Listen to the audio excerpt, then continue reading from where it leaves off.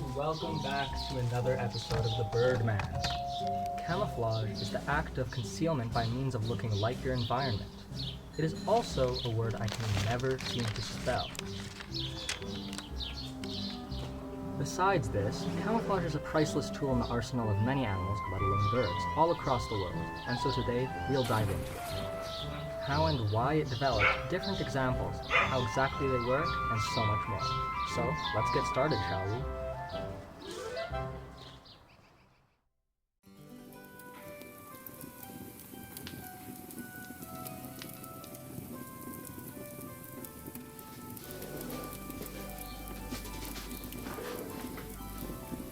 Welcome to the study. I'm Professor Birdman, and today's lesson will be on Darwinian evolution. More specifically, natural selection, by which birds have developed all the unique traits of theirs, including camouflage. Natural selection, by definition, is a process that dictates that individuals with variations favorable for their survival will be more likely to spread their genes than those who lack these variations. As time goes on, more and more of these animals with these advantageous traits will reproduce and spread their own genes, and before you know it, the majority of the population will possess this trait. This is the process at the heart of Darwin's theory of evolution, and is what literally shapes us generation by generation. Class dismissed.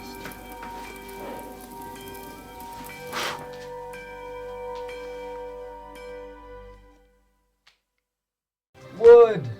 I love wood. I mean, who doesn't? It's sturdy, it's stylish, and it's everywhere. And it's made up of patterns.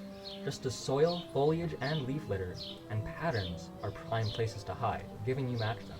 So it should be no surprise that many birds have taken these many shades and put them in their wardrobe. Off the top of my head, I can already think of so many examples of this, from sparrows to thrushes, wrens to finches, thrashers to shorebirds. The list goes on and on. All these birds, though, share one common goal, and that is, of course, to blend in.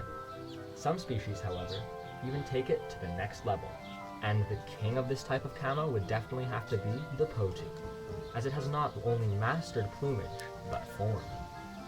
First of all, what is this? Well, potus are in fact a species of frogmouth, a group of birds characterized by their wide, gaping mouths, perfectly adapted for consuming insects. If you live in North America, you may be familiar with their also insect-loving cousins, the nightjars, who, too, employ some fantastic branch cosplay. Which leads me to their strategy itself, to pretty much become the perch. Just take a look at these few photos, and you'll see how this bird seems to seamlessly transition from feather to fir, or oak, or poplar, or whatever tree it decides to lay upon. This would definitely work on me, especially if I was on the move. But what if I told you camouflage patterns are not the only patterns present with camouflage? Huh? Let me explain. Sexual dimorphism. These two words describe species who have phenotypical differences between the males and the females. And with birds, you may notice that an overwhelming amount of females are much more drab and brown. Why is this? Well, you read the title, camouflage. Females are often the motherly presence in the avian household, and thus spend a lot of their time in the nest and the young, which, for some species, may even be located on the ground. What would be worse than to be a flamboyant predator bait while you rear your offspring? And so, this led to what we observe now today. Hundreds, maybe thousands of species with muted colored females. But why should they get all the fun? I want to be wood. Well, male ducks get just that opportunity.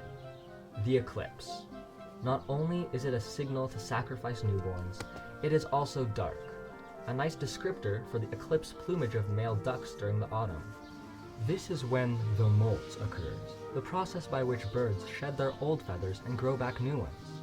Those within the range of the blue jay are probably familiar with this time of year, as it's when our feathered friends become a little less feathered. As for ducks, the significance of this transition is the loss of flight feathers, and by extension, the loss of flight. With this newfound disadvantage, the birds temporarily take on more drab and earthy hues, leaving them looking kinda splotchy, just like in these images.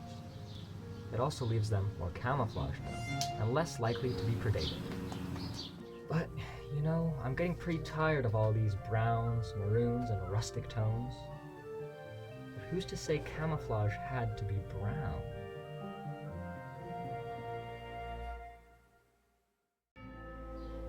The Antarctic.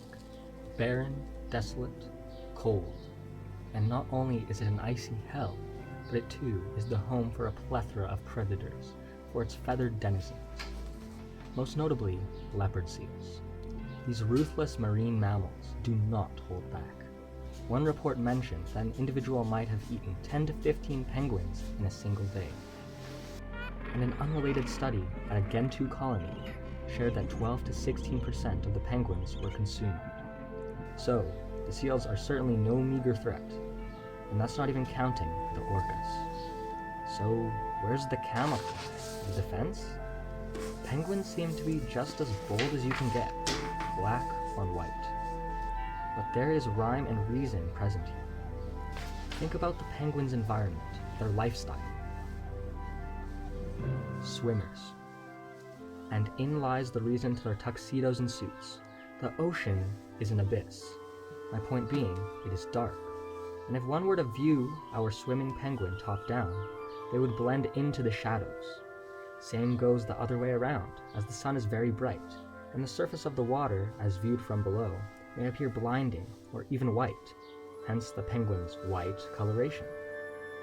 Truly a fascinating and a fantastic adaptation.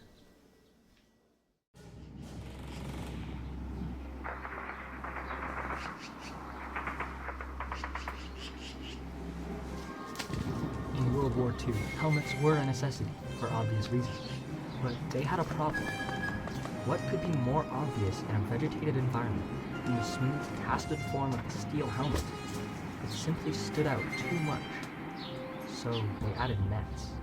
Those served the purpose of breaking up the form of the helmet, making its shape less conspicuous and therefore making you more camouflage.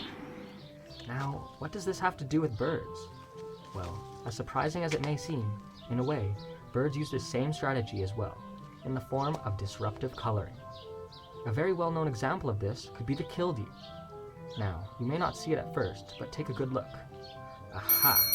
That band on its chest! Essentially, it splits the form of this plover in two, and mixed with the rocky terrain with all its jagged edges and shadows, an onlooker will lose sight of this bird quite easily. But it isn't only killdeers. Many birds, from plovers to lark buntings, chukars to sand grouse. It is a widespread tactic, probably owing to its great effectiveness. But there is one overarching thing that I failed to reconcile during the runtime of this whole video. What good is how you look, given you're detectable some other way?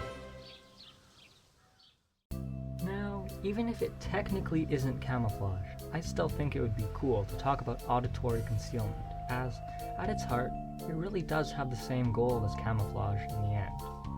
And who better to learn about this from than the masters of stealth themselves, the owls. One adaptation in particular makes these birds of prey especially sneaky, and that would be the fundamental structure of their feathers. First of all, the serrated leading edge of the feather. This serves the purpose of breaking up the airflow and to limit turbulence. Then we have the surface of the feather itself, a velvety smooth coating of soft down-like barbs. On top of this, the trailing edge of the wing is well adapted too, fringed in order to smooth any more of that turbulent wind. And all this an adaptation practically at the microscopic level. Truly an amazing feat of evolution, and a marvel in the modern world of birds. To put it in perspective, just watch this famous video comparing a rock dove's flight to a barn owl using sound equipment.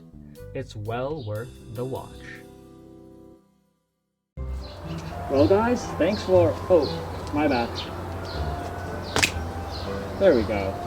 Thank you guys so much for watching this episode of The Birdman, and I hope to see you next time. It's been a pleasure hosting you. Don't forget to like and subscribe. Really, don't forget.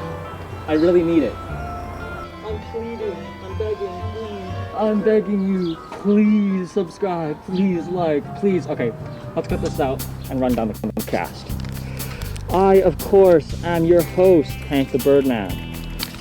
Over here, we've got my amazing friend and companion, Heinrich Schmuel. And we have behind us my amazing sister, Z the Bird Nerd. And welcome to the Birdman Chronicles.